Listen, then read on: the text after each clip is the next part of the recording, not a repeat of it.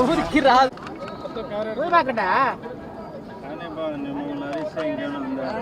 చెప్పు.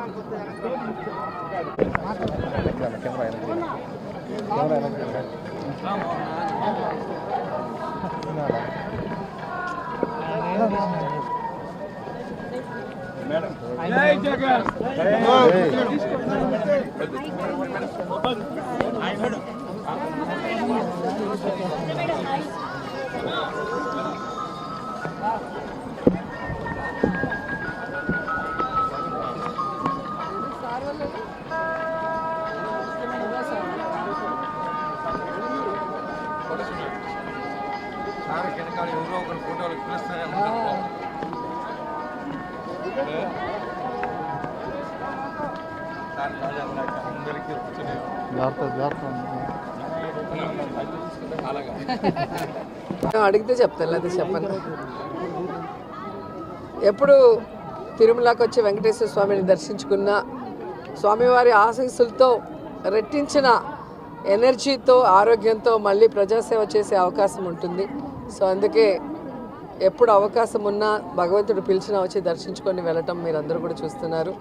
సో మన రాష్ట్రం బాగుండాలి, జగనన్న మళ్ళీ మళ్ళీ ముఖ్యమంత్రి అవ్వాలి, ఈ రాష్ట్ర ప్రజల సమస్యలన్నీ దూరమై అందరూ కూడా సంతోషంగా ఉండాలి, అందులో మేము ఉండాలని మనస్ఫూర్తిగా కోరుకుంటున్నాం. ఎవరికి ఇచ్చినా నాకు ఇబ్బంది లేదు. నేనైతే జగనన్న సైనికురాల్ని, జగనన్న కోసం నా ప్రాణమైనా ఇస్తాను. అనేక సందర్భాల్లో చెప్పని రాసి పెట్టుకోండి. అండ్ ఎవరైతే సునకానందం పొందాలనుకుంటున్నారో రోజాకి సీటు లేదు అని ఒక స్టోరీ లేసి, అది మీకు కొన్ని రోజులకి మాత్రమే సునకానందం. మా కార్యకర్తలకో నాయకులకో ఎవరికి కూడా బాధ లేదు, ఎందుకంటే వాళ్ళకి నిజం తెలుసు నాకు సీటు ఉందని. ఒకవేళ సీటు లేదని మీరు ఆనందపడినా కూడా నాకు ఇబ్బంది లేదు.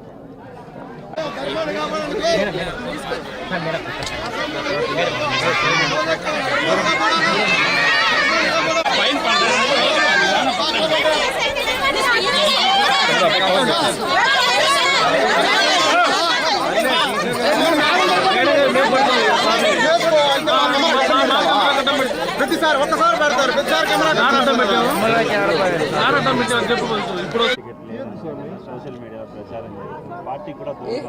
ఈరోజు మీరు పేపర్ తిప్పేసి చూస్తే తెలుస్తుంది. ఎవ్రీ డే గడప గడపకి పల్లె నిద్ర చేస్తూ ఏ విధంగా ప్రజలకి అభివృద్ధి కార్యక్రమాలు భూమి పూజలు చేస్తూ తిరుగుతున్నారో మీరు చూస్తున్నారు. అలాగే క్యాబినెట్ మీటింగ్స్ కానీ లేదా పార్టీ కార్యక్రమాలు ఏవైనా కూడా ఎప్పుడూ ఫస్ట్ వరుసలో నేనే ఉంటా.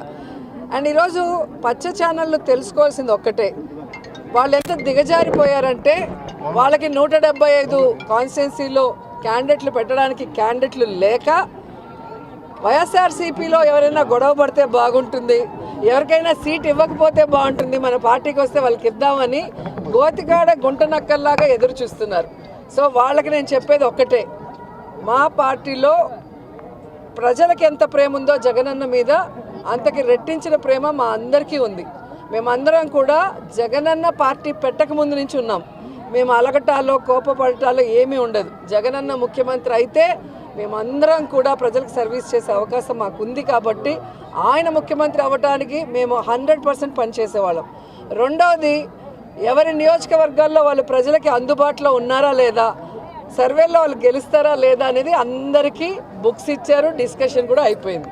సో ఎవరికైతే ప్రజల్లో తిరగని వాళ్ళకి సీట్లు లేదు అంటే వాళ్ళకి కూడా అవకాశం ఇచ్చారు. ఒక 8 monthsగా మళ్ళీ తిరిగి సర్వేల్లో కొంచెం పెంచుకోండి అని. ఎందుకంటే ఎక్కడా కూడా జగనన్న మీద ఎవరికి వ్యతిరేకం లేదు. ఎందుకంటే దేశంలో ఏ రాష్ట్రంలో ఏ ముఖ్యమంత్రి చేయనటువంటి విధంగా, ఈ ఆంధ్రప్రదేశ్లో కూడా గతంలో ఏ ముఖ్యమంత్రి చేయనటువంటి విధంగా ప్రతి కుటుంబంలో ఎంతమంది ఉంటే అంతమందికి సంక్షేమాన్ని అందించారు.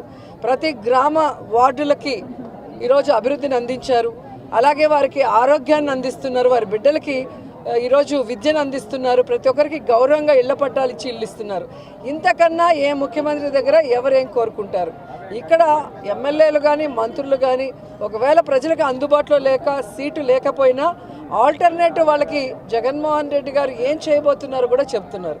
కాబట్టి అందుకే ఎక్కడ గొడవలు లేవు, కోపతాపాలు లేవు.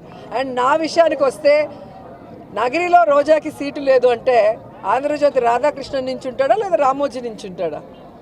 ఆన్సర్ చెప్పాలి. ఈరోజు చంద్రబాబు నాయుడుకి ఒక చోట నించుండేదానికి దమ్ము లేదు, పవన్ కళ్యాణ్కి ఒక చోట నించుండేదానికి దమ్ము లేదు. అందుకే రాబోయే ఎన్నికల్లో రెండు చోట్ల నించుంటామని చెప్పి సర్వేలు చేయించుకుంటున్నారు. మేము మా ప్రజలకి అందుబాటులో ఉన్నాం కాబట్టే ఈరోజు 2 సార్లు ఎమ్మెల్యేలైనాం, మంత్రులయ్యాం. సో ఖచ్చితంగా 2024 175కి 175 కొట్టబోతున్నాం. మేమందరం కూడా గెలవబోతున్నాం.